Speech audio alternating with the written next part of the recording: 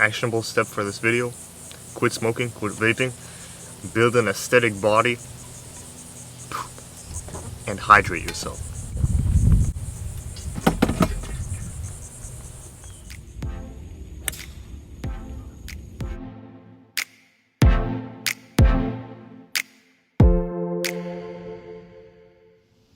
Number one, don't criticize a lot. Now this is very important. This especially in the family sense. If your parents, do your mom and dad fight? Let's say when you were a kid.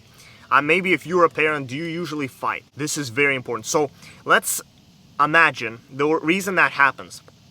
This is a little bit off topic, but it is related to criticism. This will solve probably a lot of your family problems. Now let's say you have a mom and a dad.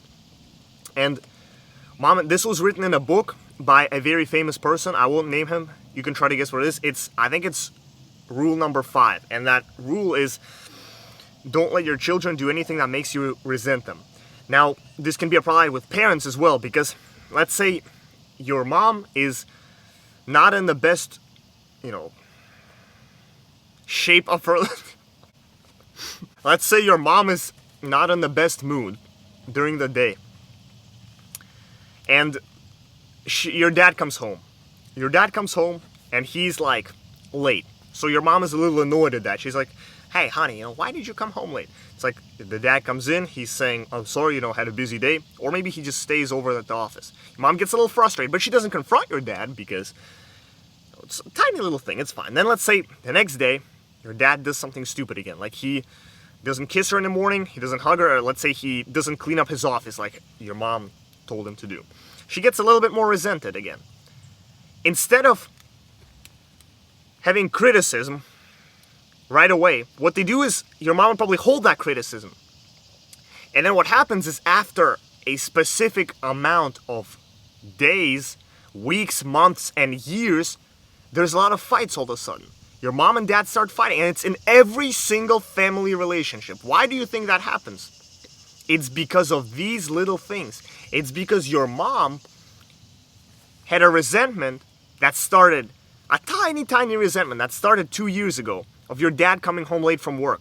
And these tiny resentments, they just compacted and they compacted and they compacted. And after 2 years, they made your mom so annoyed that now when she meets your dad, it's all in the back of her mind, but she can't talk about it. Because imagine what's going to happen if she says like, yeah, I'm mad at you because 2 years ago you came home late it's not going to work. And there's so many of these.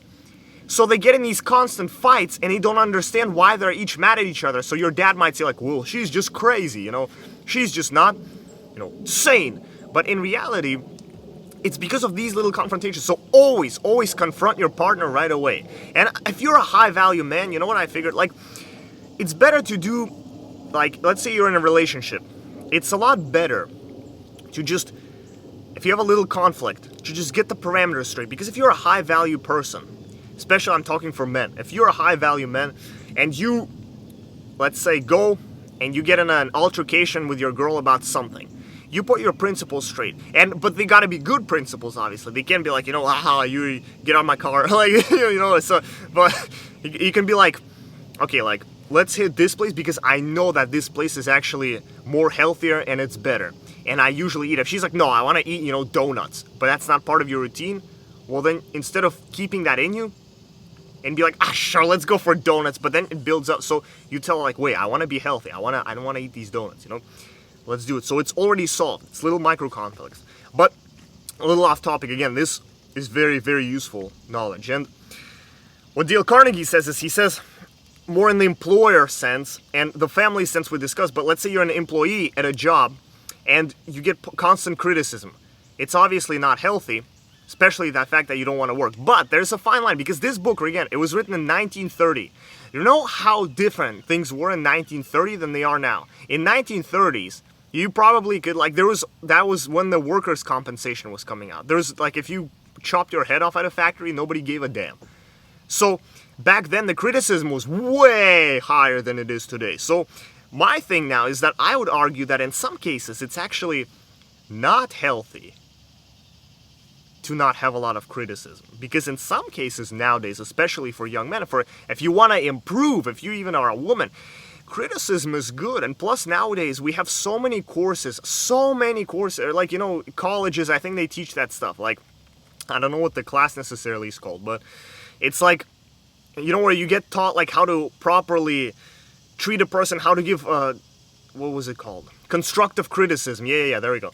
So constructive criticism, and you can benefit. Like sometimes, you know, you just need to slap in the face. Yeah, man, like, come on, get this stuff going. Like, what? Come on, let's go. Move on. Give people sincere appreciation. Now, what this means is you don't just talk about, like, don't flatter them. So a lot of people be like, oh, you're so, like, you know, big, you're so handsome, you're so, you know, masculine, like, so instead you show them appreciation. So you don't just say, yeah, your dress looks good, or like, you know, yeah, nice hat, bro.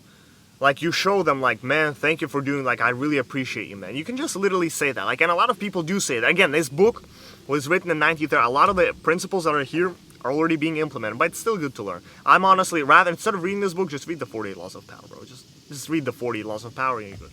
But, anyway, let's dive a little deeper, because you have the core desires of humans. So you have the desire for sex, desire for food, and desire for the belief in the afterlife.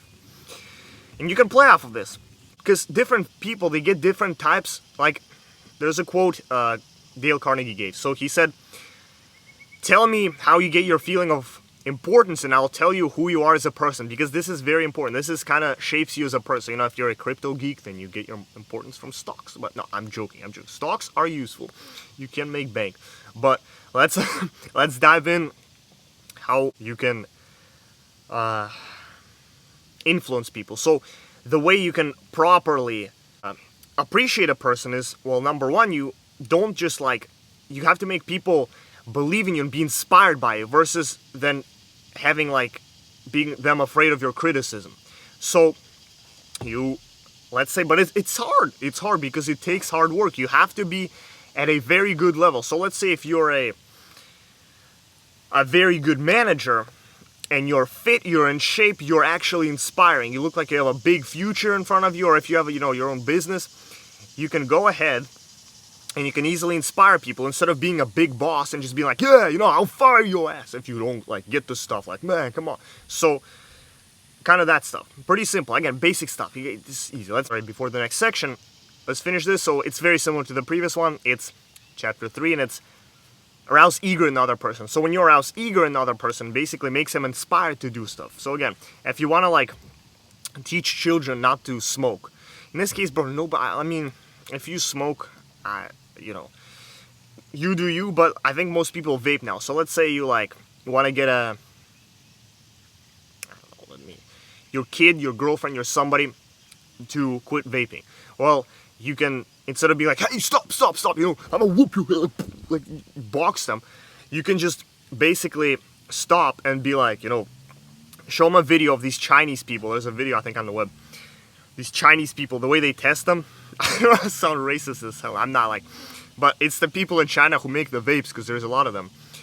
They take those vapes, and they go like, they test them. So they have like a box of vapes, bro, and they literally, they just hit the vapes, and they put them in the packages, and they sent them off somewhere. And you can say that, and you can say how it lowers your infertility, a ton of studies, and just don't vape in general.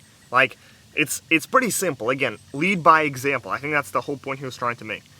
He said, if there is any secret of success, it is in seeing things from the other person's angle. And that is very, very true. Like, think about it.